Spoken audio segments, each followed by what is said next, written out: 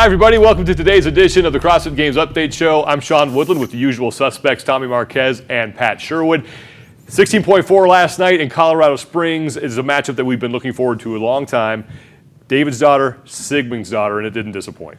Not at all. They blew through it, and everything went kind of how I thought it would. I thought it'd be a handstand push-up event, and those two ladies made short work of what I think is the most difficult part. I was extremely impressed by how both of them managed the altitude, the temperature. Oh, yeah. It was cold in there, and just to finish a round in that environment, just right off the back, was extremely impressive to me. Yeah, we haven't seen these two on the same floor since they were battling and pedal to the metal too at the 2015 Reebok CrossFit Games, and last night they came out blazing on those deadlifts, but it was Sara Sigmundsdottir who dialed it back a little bit.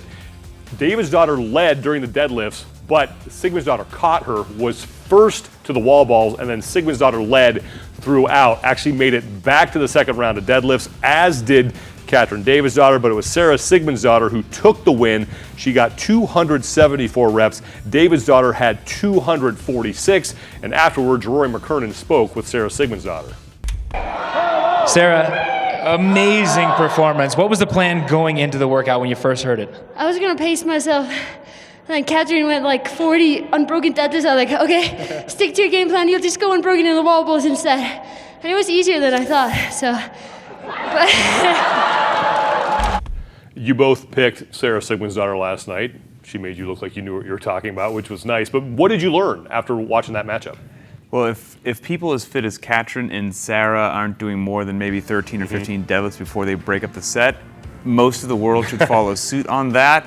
And then also, there's no need to row so fast that when you get off the rower, you need to stand around for 30 seconds. Only row as fast as will allow you to get off and immediately start attacking those handstand pushes, because that's Right. the workout right there. Well, going a little bit more athlete specific, I learned that Sara is on a mission to finish what she started last year at the games. Basically, after that first set of deadlifts, when she broke a little bit earlier than Katrin, she led wire to wire. Except this time, she kept the pedal to the metal, and she absolutely finished this workout. I was very impressed with how calm and composed she seemed throughout. She didn't seem like she lost her pacing at all, despite the altitude and the temperature that we mentioned earlier. And it just seemed like this was the kind of performance we expect from her, and we're going to see the rest of the season. And then at the end said it wasn't as bad as she thought it was. Yeah. All right, great. It wasn't as hard as I thought it would be. Makes sense. When's the last time you said that during a workout?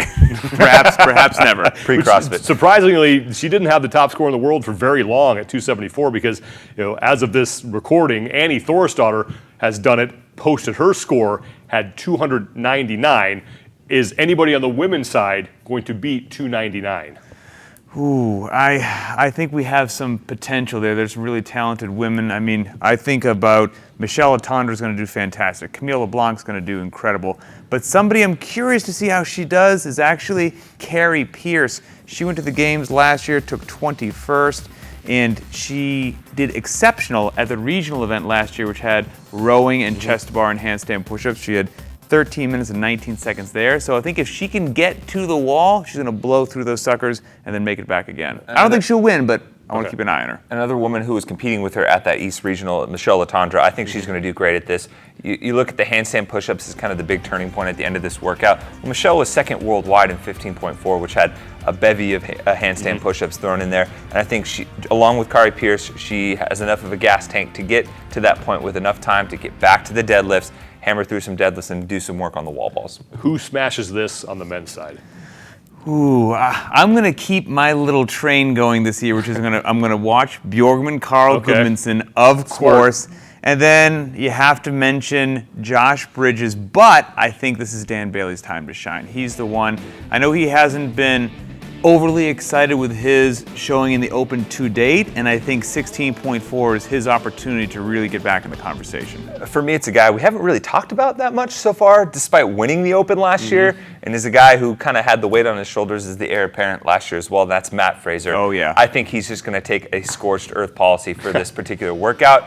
He's great at wall balls, and what he showed last year at the end of the workout, end of the games, is on implements like the rower and the air assault, he can just go nuts on that thing. He's great at handstand push-ups. Deadlift should be no problem, and this is going to be a statement week. And for he him. smashed that regionals workout as well last year. For the second straight week, we got a very exciting Rowe versus Boz matchup. Rory was just trying to avoid the sweep. He was down 3-0 going into last night's workout.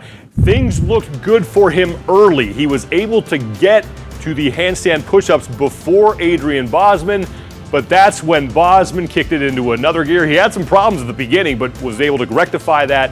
Adrian Bozman goes 4 for 4 and defeats Rory Mckernan. We have never had a sweep in Rowe versus Boz. Are we headed towards a 5-0 skunking in 2016? I don't think there's anything that can prevent that in any way, shape, or form. McKernan's against the ropes. He's going down. He's bleeding out of every orifice in his body.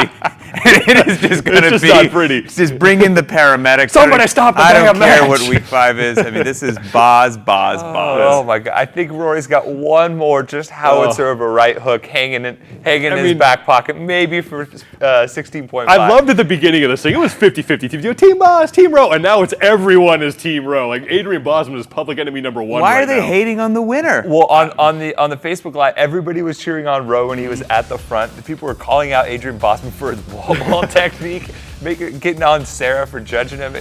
Everybody was pulling for Rowe. Everyone loves Crowd turned hostile. Yeah, they did.